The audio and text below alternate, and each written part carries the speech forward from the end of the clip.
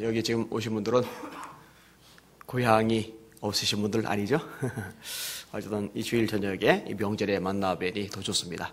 옆 사람하고 이렇게 인사합시다. 명절에 보니 더 좋습니다. 아멘. 그 하나님을 섬기는 하나님의 종들이 굉장히 주의할 것 중에 하나가 뭐냐면요, 내가 아니면 우리가 이렇게 했다 라는 그 공로의식입니다. 하나님이 별로 기뻐하지 않는 삶의 방식이기 때문입니다. 하나님이 기도원을 통해서 미디안의 손에게 고통당하는 이스라엘을 건지기로 작정을 하셨어요. 그리고 기도원이 나팔을 불자 기도원과 함께 싸우겠다가 32,000이나 되는 군대가 모여들었습니다. 근데 미디안이 이미 10만이 넘음에도 불구하고 하나님은 3분의 1밖에 안 되는 이스라엘 군사들이 너무 많다라고 말씀을 하십니다. 이렇게 이야기를 언급하셔요. 여호와께서 기드온에게 이르시되 너를 따르는 백성이 너무 많은즉 내가 그들의 손에 미디안 사람을 넘겨주지 아니하리니 이는 이스라엘이 나를 거슬러 스스로 자랑하기를 내 손이 나를 구원하였다 할까 함이니라. 내 손이 나를 구원했다. 우리가 3만밖에 안 되는데 10만이 넘는 저 대군을 물리쳤다. 우리 대단하지 않아? 이렇게 할까봐 하나님이 미디안을 이스라엘 손에 안 주시겠다는 거예요. 하나님은 하나님의 영광을 하나님의 백성이 가로채는 것을 싫어하십니다. 그리고 그렇게 해서는 안 되는 일이죠. 그래서 인원을 줄이고 또 줄여서 적은 인원으로 승리를 거두게 하시고 결국 하나님이 하셨다라고 고백하게 만드십니다. 그게 이제 기드온 사건에서 굉장히 중요한 요점 중에 하나입니다. 그리고 하나님이 하신다는 개념은요, 모든 영역에서 동일하게 적용될 수 있는 내용입니다. 오늘 본문도 그런 것들을 잘 다루고 있습니다. 한번 따라합시다. 오직 하나님이 잘하게 하신다. 한 번 더요. 오직 하나님이 잘하게 하신다. 아멘. 오늘 본문을 보겠습니다. 오늘 본문에 보면은요, 고린도 교회가 등장을 하는데 이 교회가 사실 분위기가 별로 좋지를 않아요. 내분이 일어났거든요. 영적 어린아이 수준이라고 평가를 합니다. 자, 1절 말씀 볼게요. 시작. 형제들아, 내가 신령한 자들을 대함과 같이 너희에게 말할 수 없어서 육신에 속한 자, 곧 그리스도 안에서 어린아이들을 대함과 같이 하노라. 자, 세상에 존재하는 모든 사람을 세 종류로 구분할 수 있는데요. 하나는 자연인, 하나는 육에 속한 그리스도인, 다시 말해 영적 어린아이, 그 다음에 하나는 신령한 그리스도인, 다시 말해서 제자 혹은 성숙한 그리스도인, 이렇게 묘사를 할 수가 있습니다. 자연인이라는 것은 뭐냐면은 하나님이 없는 사람들, 예수님을 인생의 주님으로 영접하지 않은 사람들, 그래서 그 안에 생명이 없는 거죠. 요한일서 5장 11절 말씀을 참조합니다. 또 증거는 이것이니 하나님이 우리에게 생명을 주신 것과 이 생명이 영생을 주신 것과 이 생명이 그의 아들 안에 있는 이것이니라. 아들이 있는 자에게는 생명이 있고 하나님의 아들이 없는 자에게는 생명이 없느니라. 자, 이렇게 얘기 잘하잖아요. 컵 안에 물이 있고 물이 든 컵을 상자에다 넣는데 상자 안에는 물이 있어요. 왜냐하면 물이 든 컵을 집어넣었으니까. 이 컵은 예수님이에요. 예수님 안에 생명이 있어요. 예수님을 우리 안에 영접하게 되면은 예수님 안에 있는 생명도 우리 안에 있게 되는 거예요. 다시 말할게요. 또 증거는 이것이니 하나님이 우리에게 영생을 주신 것과 이 생명이 그의 아들 안에 있는 이것이니라. 아들이 있는 자, 예수가 있는 자에게는 생명이 있고 아들이 없는 자, 예수가 없는 자에게는 생명이 없느니라. 그러니까는 자연인은 뭐냐면 예수님이 없어요. 예수님이 없으니까 그 안에 생명, 영생도 없어요. 생명과 영생이 없기 때문에 천국 못 가요. 갈 곳은 나중에 지옥밖에 없어요. 천국과 지옥은 지어낸 얘기가 아닙니다. 성경이 그렇게 분명하게 말씀하고 계세요. 이게 자연이네요. 자, 그러면은 육에 속한 그리스도인 혹은 영적 어린아이는 뭐냐? 예수님을 인생의 주님으로 영접을 했어요. 그 안에 생명이 있어요. 오늘 세상을 떠나도 천국에서 눈을 떠요. 근데 여러분, 영적으로 태어났을 때 이 태어난 상태는 아직 어린 상태입니다. 연약하단 말이에요. 아직 말씀에 대한 지식도 약하고 하나님에 대한 경험도 약하고 충성이나 헌신이나 이런 삶의 측면에서도 아직 어려요.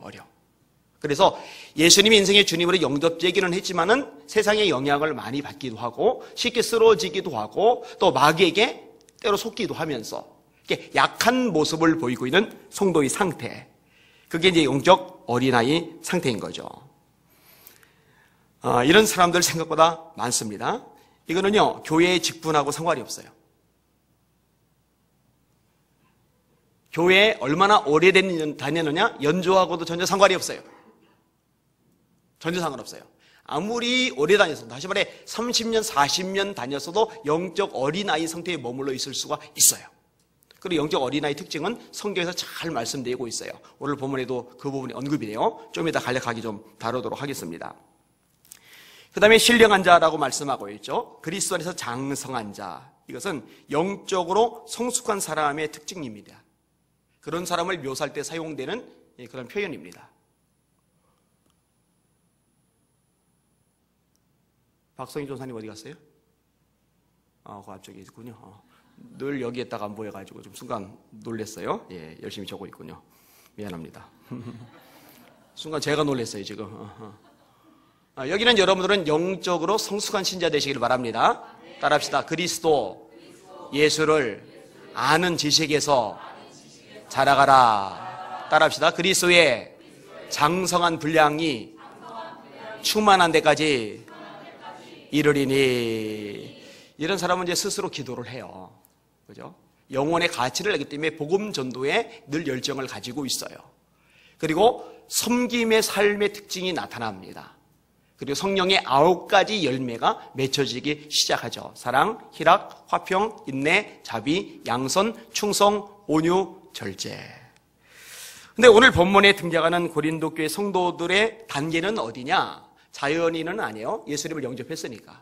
그렇다고 영적으로 성숙한 사람도 아니에요. 미숙한 모습이 많이 드러나니까. 그럼 영적으로 어린아이라는 특징을 드러내는데 그 특징이 뭐냐? 자, 2절을 보셔요.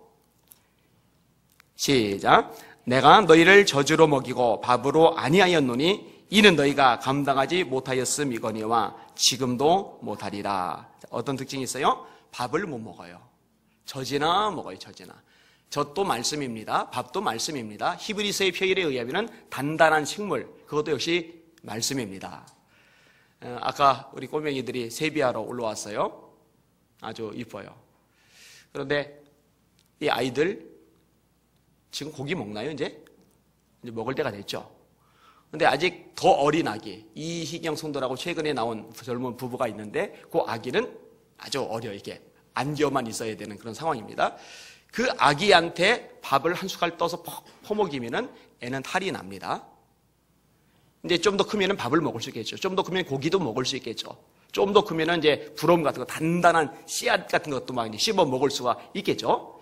이렇게 이제 단계에 따라서 먹는 분량이 각기 달라져요. 그런데 이 고린도 교회 성도들은 단단한 밥을 못 먹는 거예요. 말씀을 감당을 못 하는 거예요. 소화를 못 시키는 거예요. 그래서 맨날 젖과 같은 부드러운 말씀, 넘기기 쉽고 삼키기 쉽고 받아들이기 쉬운 말씀만을 소화시키는 거예요. 그래서 영적 어린아이라고 이야기를 끄집어내는 겁니다.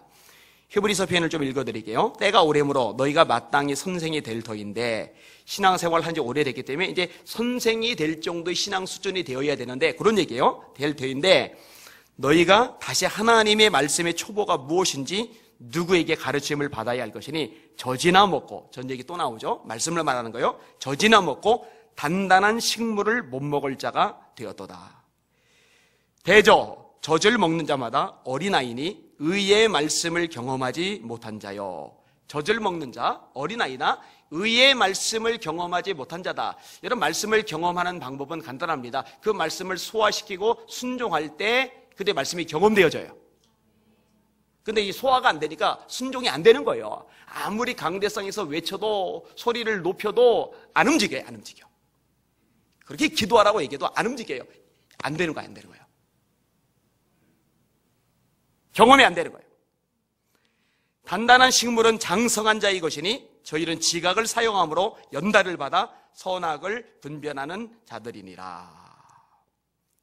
자, 젖이나 먹고 단단한 식물은 소화를 못 시키는 영적 상태, 그게 고린도 교회의 상태입니다. 영적 어린아이라는 첫 번째 증거이고 또 하나의 증거가 있어요. 3절을 볼게요. 시작. 너희는 아직도 육신에 속한 자로다. 너희 가운데 시기와 분쟁이 있으니 어찌 육신에 속하여 사람을 따라 행하리요. 그러니까 육에 속한 그리스도인이라고 말했잖아요. 오늘 본문에서 그런 용어가 빠져나오는 겁니다. 그러니까 예수님을 믿어요. 분명히 예수님이 인생의 주님으로 영접되어졌어요. 그런데 여전히 육에 속한 특징을 드러내요. 그게 영적 어린아이라는 거죠. 어떤 특징이 있어요? 시기와 분쟁이 있다는 겁니다. 여러분, 이 고린도 교회는요, 네 패로 갈려져 있었어요. 한쪽 패는 말합니다. 나는 아볼로파다, 나는 게바파다, 나는 바울파다, 나는 그리스도파다. 네 파로 나눠져 있어요. 그리고 서로 다퉈요. 그리고 다투는 근본 원인은 시기심 때문입니다. 이 시기는요, 인류의 고질적인 죄악이죠. 아벨이 가인에 의해서 맞아 죽습니다. 가인이 아벨을 쳐 죽인 이유는 시기심 때문입니다. 사울이 다윗을 죽이려고 군인들 거느리고 쫓아다닙니다. 사울이 다윗을 죽이려고 하는 이유는 시기심 때문입니다.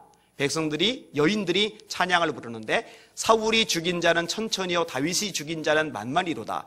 자기보다 신하인 다윗에게 더 영광을 돌린 듯한 느낌을 받으니까 시기심이 새끼었고, 이 시기심을 극복을 못하니까 나라를 살린 이 구원자를, 나라를 세운 공신을 죽이려고 뛰어들게 되는 거죠. 그 시기심을 극복했다면 참 좋았을 텐데 그게 안 되는 거죠. 여러분, 대제사장들이 예수님을 잡아 죽이려고 했던 이유는요, 시기심 때문이었습니다. 시기심. 만약에 여러분의 주변에 있는 사람들 중에요, 웬만한 것 가지고 전혀 시기를 하지 않는다 하면은 그 사람은 굉장한 사람입니다. 무조건 존경하시길 바랍니다. 무조건 대접해 주시길 바랍니다. 사돈이 땅을 사면은 배가 아프다고 그러는데, 사돈이 땅을 샀을 때 배가 아픈 게 아니라 중심으로 기뻐해 주는 사람을 여러분이 보게 된다면은 그 사람 앞에는 무조건 고개 숙이세요. 그 대단한 사람입니다. 정말 엄청난 사람입니다. 능속교회 부흥회를 인도를 했어요. 지난주입니다. 이번 주가 아니고 지난주에. 그 담임 목사님이 김명희 목사님입니다. 근데 이 김명희 목사님 목회하시는 능속교회에서 부흥회를 인도하기 전에 이 김명희 목사님에 대한 사전 정보를 제가 들었어요. 그건 언제 들었느냐? 작년 10월 달에 서광교회 부흥회를 인도할 때 들었어요. 그 서광교회는 이상대 목사님이 담임 목사님이세요. 지금 미래 목회 포럼이라는 이 교계 가장 큰 단체 중에 하나인 그 단체 이제 대표 회장을 맡고 계세요. 근데 그 목사님 보고 제가 목사님이 가장 인정하는, 가장 존경하는 목사님이 누구십니까? 라고 물었을 때 그분이 딱 한 사람을 언급하셨어요. 그게 김명회 목사님이에요. 약간 의아한 부분이 없지 않아 있었어요. 왜냐하면 이상대 목사님은 괜히 적어도 출석이 1000명 이상 되는 규모 있는 교회고, 김명희 목사님 목회하시는 능석교회는 저기 지방 시골 쪽에는 작은 교회예요. 그런데 가장 존경하는, 가장 인정하는 목사님을 꼽으랬는데 몇만 모이는 그런 대형교회 목사님도 아니고, 교계 활동 활발하게는 유명한 목사님도 아니고, 우리 교단 내에서 손가락에 꼽는 그런 목사님도 아니고, 다 뺀 다음에 저 시골에서 열심히 목회하는 김명희 목사님을 그냥 딱 꼽는다. 그래서 야, 정말 대단한 분인가 보다 생각을 했어요. 그리고 이제 2박 3일간 겪으면서 제가 인정을 했어요. 아, 이분 정말 대단하다. 왠지 아세요? 성품이 예수님 닮았어요. 인격 수준이 정말 훌륭하고 뛰어나요. 자, 거기 갔다 오서 이번 주에 또다시 여주로 갔어요. 이번에 간 것은 이제 베델교회입니다. 근데 베델교회에 집회 인도 왔다는 소식을 알고서 그 목사님하고 사모님이 또 저를 보러 일부러 오신 거예요. 근데 이제 사모님이 저를 보고 이런 얘기를 끄집어내시는 거예요. 목사님. 우리 교회에서 목사님 오셔서 부흥회 하기 전만 해도요, 저는 우리 교회 목사님이 설교를 제일 잘하는 줄 알았어요. 너무 설교 좋다고, 말씀 좋다고 늘 그래서 그게 좋았어요. 그런데 목사님이 부흥회 하고 난 다음부터 우리 목사님 설교가 뭔가 모자란 듯이 자꾸 그렇게 느껴져서 그 얘기를 꺼내는 거예요, 옆에다. 근데 그 목사님도 옆에 계시는데, 그러면은 보통 그 정도면은요, 굉장히 민감해요. 설교자에게 설교는요, 생명보다 더 중요합니다. 여러분, 제가 얼마나 독하냐면요, 뇌종양 수술 받고 나서 그렇게 고통스러운데도 진통제 하나를 안 먹고 끙끙대면서 밤새 끙끙 앓으면서도 그냥 버텼어요. 진통제 안 먹고서. 그런 제가요, 목감기, 기침감기 걸리면 약 사 먹습니다. 왜냐면 이건 설교하고 직결이 되기 때문에. 그만큼 설교자에게 설교는 생명보다 귀한 거예요. 근데 그 부분을 건드린 거잖아요. 근데 김영희 목사님이 그 얘기를 듣더니 한마디 툭 던지세요. 수준이 다른 걸 어떻게? 근데 그 말을 하시는 순간에, 그렇지, 나는 설교를 잘하는 사람이지, 이런 생각이 드는 게 아니라 이 목사님 나보다 100배 훌륭하시다. 만약에 제 아내가 저 보는 앞에서 다른 목사님 칭찬하면서 이번 목사님 설교를 듣다가 우리 목사님 설교 듣니까 못 듣겠어요, 이런 말 하면은요, 가만 안 있습니다.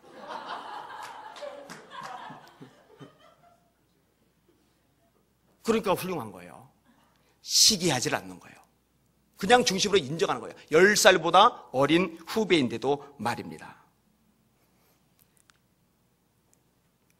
이 고린도 교회는요, 전혀 반대인 거예요. 전혀 다른 거예요. 시기하고 다투고 그냥 지지고 볶고 그러는 거예요. 구미 한 교회에 집회를 인도를 했잖아요. 이제 새신자 부부가 등록을 했어요. 근데 이 부부가 이제 남편은 이제 집사님이고 아래 되시는 분이 권사님이신데 그렇게 열심히 일해요. 얼마나 충성된지 모른대요. 그러면은 새신자가 와가지고 이렇게 막 충성하고 열심히 되고 막 최선을 다하면은 기존 신자들이 막 환영해주고 자리도 좀 비켜줘서 그 자리에 들어올 수 있도록 해주고 막 이래야 되잖아요. 어떤 현상이 생기느냐, 기존에 있던 열심히 되던 교인들이 한 걸음씩 다 뒤로 물러났대요. 그리고 니들 언제까지 얼마나 잘하나 보자 하고 지켜보는 방관자로 변했대요. 그 이야기를 저한테 끄집어내면서 교회가 이래서 좀 많이 어렵습니다. 목사님 이거 참조하시고 말씀을 전해주세요 하고 저한테 얘기를 해줬어요. 여러분, 그런 일이 왜 발생을 하죠? 시기죠. 시기. 우리에게는 정말 감사해요. 우리에게 3년 전 된 사실 불가사의한 집단이긴 한데 이재춘 집사님 온 지 얼마 안 돼서 이제 회장을 맡겨주긴 했어요. 근데 약하게 시작했는데 이제 탄탄하게 컸어요. 그리고 이제 한재숙 집사님이 오셨는데 1년이 가기 전에 회장이 됐더라고요. 그리고 이제 좀 더 탄탄해졌어요. 그리고 윤선영 집사님이 온 지 1년밖에 안 되는데 또 회장을 시켰더라고요.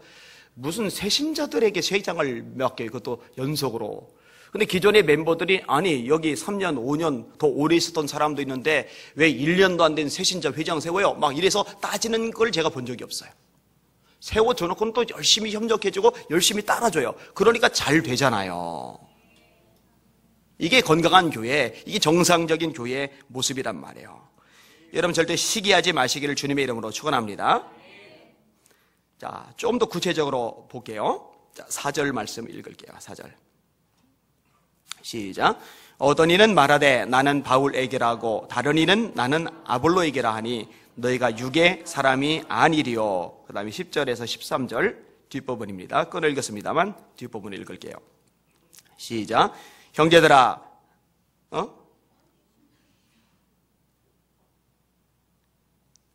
여러분 읽어보세요. 시작. 아니요. 죄송합니다. 1장 10절. 한 번만 찾아보세요. 3장이었죠, 지금. 1장 10절. 10절에서 13절까지 같이 읽을게요. 시작.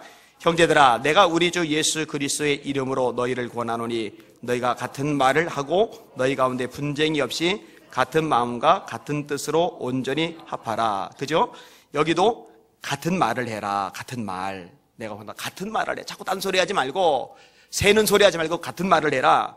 분쟁이 없이 같은 마음과 같은 뜻을 온전히 합하라. 이야기는 분열이 돼 있다는 얘기예요. 11절 시작. 내 형제들아, 글로의 지편으로 너희에 대한 말이 내게 들리니 곧 너희 가운데 분쟁이 있다는 것이라.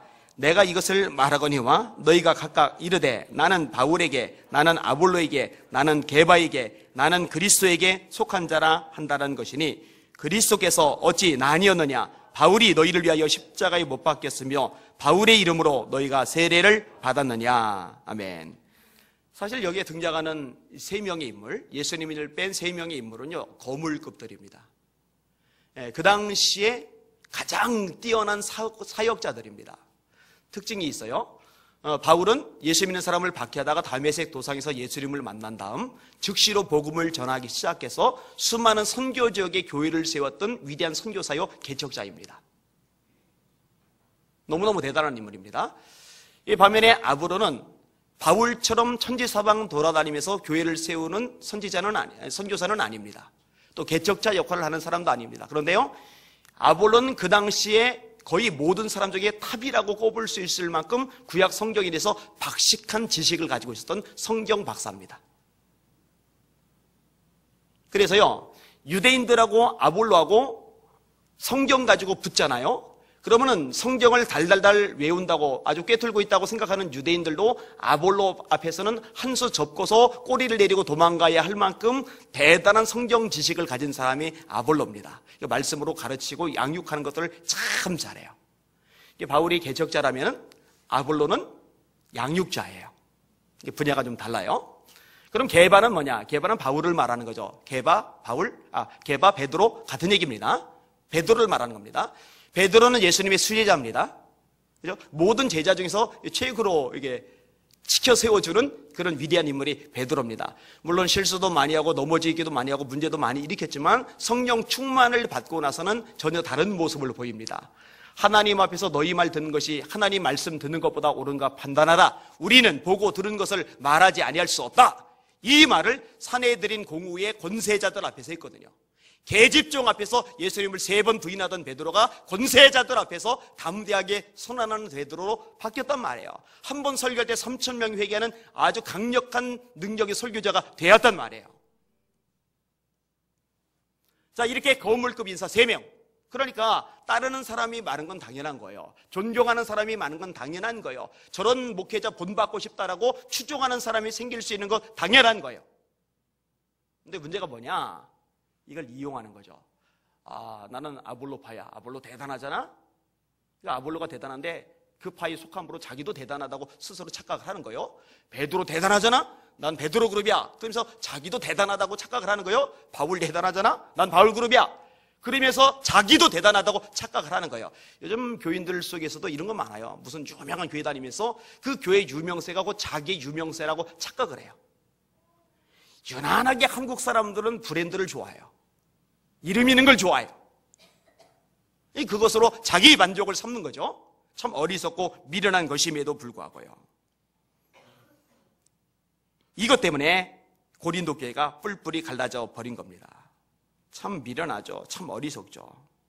그러니까 본질이 아닌 것, 아무것도 아닌 것 가지고서 으르렁거리고 다투고 에너지 뺏기고 사단에게 조롱거리 내고 하나님의 영광을 가리는 바보짓을 반복하는 겁니다. 바보예요, 바보. 걸리버 여행기라고 아세요? 걸리버 여행기. 조나단 스위프트가 쓴 유명한 소설입니다.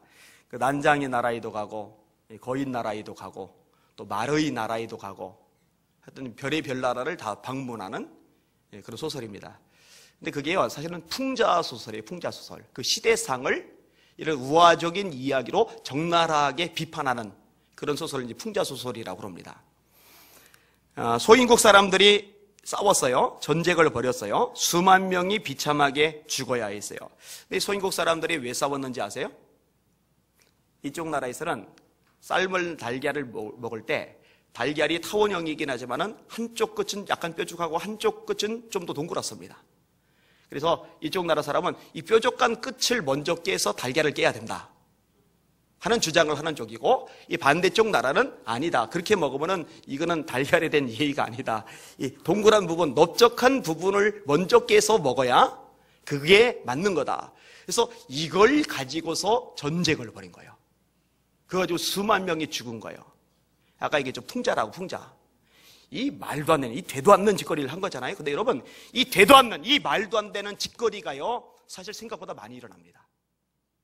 정말 가치가 있어서, 정말 중요해서, 정말 목숨을 걸 만큼 의미가 있어서 으르렁거리고 싸우고 부딪히고 충돌하고 다치는 게 아니라 그냥 흘려버려도 되고 그냥 무심코 넘겨버려도 될 사소한 것 가지고 감정 다툼하다가 감정이 커지면서 앙금이 생기고 앙금이 커져서 원수지간이 되는 일들이 너무 많은 거예요. 예전에 상담 들을 때 들었던 얘기 중에 하나가 그거였어요. 부부가 결혼했는데 그렇게 서로 좋아서 결혼을 했는데 막상 결혼해서 살다 보니까 다른 게 많은 거예요. 연애할 땐 못 보던 것을 보는 거예요. 그 중에 하나 부부를 대판 싸우게 한 가장 큰 요인이 뭐냐면 남편은 치약을 끝에서부터 짜는 타입이고 아내는 가운데를 팍 눌러서 이렇게 짜는 타입인데 남편이 지적을 하는 거죠. 여보, 가운데 푹 누르지 말고 끝에서부터 말아서 짜. 근데 이걸 아무리 얘기해도 안 고쳐지는 거예요. 계속 지적질하는 거예요. 계속 가가지고 싸우는 거예요. 나중엔 그것 가지고서 둘이서 건널 수 없는 담벼락을 만들어 놓은 거예요. 물론 거슬릴 수는 있겠지만 치약 가운데 둘러짜면 어떻고 끝에 둘러짜면 어때요, 그죠? 그거는 본질은 아니잖아요. 근데 이런 일들이 생각보다 많다니까요. 조심할 필요가 있어요. 자, 바울이 아주 명확하게 해결책을 이야기해 줍니다. 아볼로든 바울이든 게바든 그리스도든 니네 그런 거 가지고 지지고 볶고 싸울 것이 아니다. 본질은 그게 아니다 라고 가르쳐 줘요. 사실 이 분쟁을 기회로 바울이 가르칠 기회를 얻는 거죠. 자, 말씀을 같이 한번 보겠습니다. 5절을 한번 보세요. 5절 시작. 그런즉 아볼로는 무엇이며 바울은 무엇이냐? 그들은 주께서 각각 주신 대로 너희로 하여금 믿게 한 사역자들이니라. 자, 고린도 교인들이 예수님을 믿어서 구원을 받았어요. 근데 이렇게 믿도록 해주는 사역자들이 누구냐? 바울과 아볼로예요. 왜 믿게 한 사역자라고 얘기합니까? 말씀을 전하니까. 말씀이 들어가야 믿음이 생기고 믿음이 생겨야 구원받잖아요. 그런즉 믿음은 들음에서 나고 들음은 그리스도의 말씀으로 말미암나니라. 여러분, 하나님의 말씀을 들어야 믿음이 생깁니다. 믿음이 생겨야 구원받을 수 있습니다. 믿음이 없는 사람은 간단합니다. 말씀을 자꾸 들으면 돼요. 나는 왜 오랜 세월 교회 다녀도 믿음이 안 자라지? 간단해요. 말씀을 안 읽으니까 안 자라죠. 말씀을 안 들으니까 안 자라죠. 말씀을 공부하지 않으니까, 말씀을 묵상하지 않으니까 안 자라죠. 말씀이 자꾸 들어가면 믿음이 생기고, 믿음이 생기는 것만큼 여러분의 신앙도 역동적이 된다는 거 깨달으시길 바랍니다. 이 바울 사도가 얘기하는 거예요. 우리는 하나님이 각각 주신 대로 너희로 믿게 한 사역자들일 뿐이야. 그 다음에 8절과 9절을 읽을게요. 시작. 심는 이나 의와 물주는 이는 한 가지나 각각 자기가 일한 대로 자기의 상을 받으리라. 우리는 하나님의 동역자들이요 너희는 하나님의 밭이요 하나님의 집이니라. 자, 대답을 해보세요. 아까 들었던 거 염두에 두시고, 그래서 심는 이가 나와요. 심는 이. 그 다음에 물 주는 이가 나와요. 물 주는 이. 심는 이는 누구죠? 네, 바울이에요, 바울. 그럼 물 주는 이는 누구죠? 아볼로예요, 아볼로. 그죠? 심는 이, 복음을 열심히 전하고 신고 다녔어요. 근데 아볼로는 거기다 하나님 말씀을 자꾸 가르쳐가지고 자라게 하는 역할을 해요. 그러니까 심는 이는 바울 같은 사역, 그 다음에 물 주는 이는 아볼로 같은 사역이에요. 근데 한 가지래요. 똑같다는 거예요. 각각 자기 일한 대로 자기 상을 받는데요. 그러면서 말합니다. 그나 나나 우리는 하나님의 동역자들이다. 이 말 속에는 이제 자부심도 들어가 있어요. 하나님의 동역자다. 여러분, 참 대단한 자부심이라 생각을 해요. 하나님의 일을 하는 사람이니까 하나님의 동역자죠. 저에게는 그런 자부심이 있어요. 나는 하나님의 동역자다. 나는 하나님의 사람이다. 나는 하나님 말씀의 선포자다. 이런 자부심이 있어요. 자, 그리고 6절, 7절 마저 읽을게요. 시작. 나는 심었고 아볼로는 물을 주었으되 오직 하나님께서 자라나게 하셨나니 그런즉 심는 이나 물 주는 이는 아무것도 아니로되 오직 자라게 하시는 이는 하나님뿐이니라. 나는 심었다. 아볼로는 물을 주었다. 그런데 심는 이가 자라게 하는 것도 아니고 물 주는 이가 자라게 하는 것도 아니고 하나님께서 자라게 하신다. 하나님께서 자라게 하신다. 그런즉 심는 이나 물 주는 이는 아무것도 아니로되 오직 자라나게 하시는 하나님뿐이니라. 자, 패가 갈려서 막 싸우고 있어요. 근데 바울 자기 패거리도 어차피 있어요. 근데 막 논란이 벌어지면 가만히 듣고 있다가 자기 추정 세력들 모아놓고 연설을 하는 거예요. 야야! 상식적으로 생각을 해봐라. 아볼로 성경 쓴 거 있냐? 베드로는 쓴 거 있죠. 베드로전서, 베드로후서 있으니까. 그죠? 베드로 선교지의 교회 몇 개나 세웠냐? 베드로 선교지의 교회 많이 못 세우잖아요. 그죠? 니들 비교할 걸 비교해라. 어디 아볼로하고 게바를 나하고 비교를 하냐? 이렇게 말할 만하잖아요. 그죠? 아니면 돌려서 우회적으로라도 내가 더 낫지 이렇게 얘기할 만하잖아요. 근데 바울은 아니야. 나 아무것도 아니야. 아볼로 아무것도 아니야. 나나 아볼로나 다 아무것도 아니야. 하나님뿐이 하나님. 하나님뿐이 하나님. 이게 바울의 위대함입니다. 내가 있다는 개념이 없는 거죠. 아까 초반에 말씀드렸어요. 내가 있다, 우리가 있다. 하나님 그 개념 싫어하세요. 그리고 바울은 하나님을 잘 알아요. 그래 하나님이 기뻐하시는 고백을 하는 거죠. 따라합시다. 나 된 것은 내가 아니요 나와 함께 하신 하나님의 은혜로다. 바울 정말 대단하잖아요. 고린도 11장에 그들이 히브리인이냐 나도 그러하며 그들이 이스라엘인이냐 나도 그러하며 그들이 아브라함의 후손이냐 나도 그러하며 그들이 그리스도인의 일꾼이냐 정신없는 말을 하거니와 나는 더 그러하도다. 내가 수고를 넘치도록 하고 옥에 갇히기도 더 많이 하고 매도 수없이 맞고 여러 번 죽을 뻔하였으니 유대인에게 40에서 하나 감한 매를 5번 맞았으며 3번 태장으로 맞고 1번 돌로 맞고 3번 파선하고 일주일을 깊은 바다에서 지냈으며 여러 번 여행하면서 강의 위험과 강도의 위험과 동족의 위험과 이방인의 위험과 신의 위험과 광야의 위험과 바다의 위험과 거짓 형제 중에 위험을 당하고 또 수고하며 애쓰고 여러 번 자지 못하고 목 줄이고 목마르며 여러 번 굶고 춥고 헐벗어노라. 여러분, 베드로도 이렇게까지 고난 안 당해봤어요. 아볼로 이렇게까지 고난 당해본 적이 없어요. 바울만이 전 지역에 다니며 선교지마다 돌아다니며 전도하다 보니까 이 과정에서 수없이 죽을 위기 겪고 매를 맞고 돌에 맞고 배고프고 춥고 헐벗었던 거예요. 내가 이렇게 더 많이 더 힘겹게 더 고통을 겪으며 수고했다라고 할 만한데 그런 개념이 성도만큼도 없는 거예요. 설사 내가 아무리 많이 심었어도 하나님이 자라게 해주지 않는다면 내가 심은 것들 다 죽었을 거다. 이게 바울이 가지고 있는 기본적인 생각인 거예요. 뛰어나죠. 참 값진 모습이라고 생각을 합니다. 자, 오늘 설교 제목 한번 따라합시다. 오직 하나님이 자라나게 하신다. 그렇다면 우리가 할 일은 간단해요.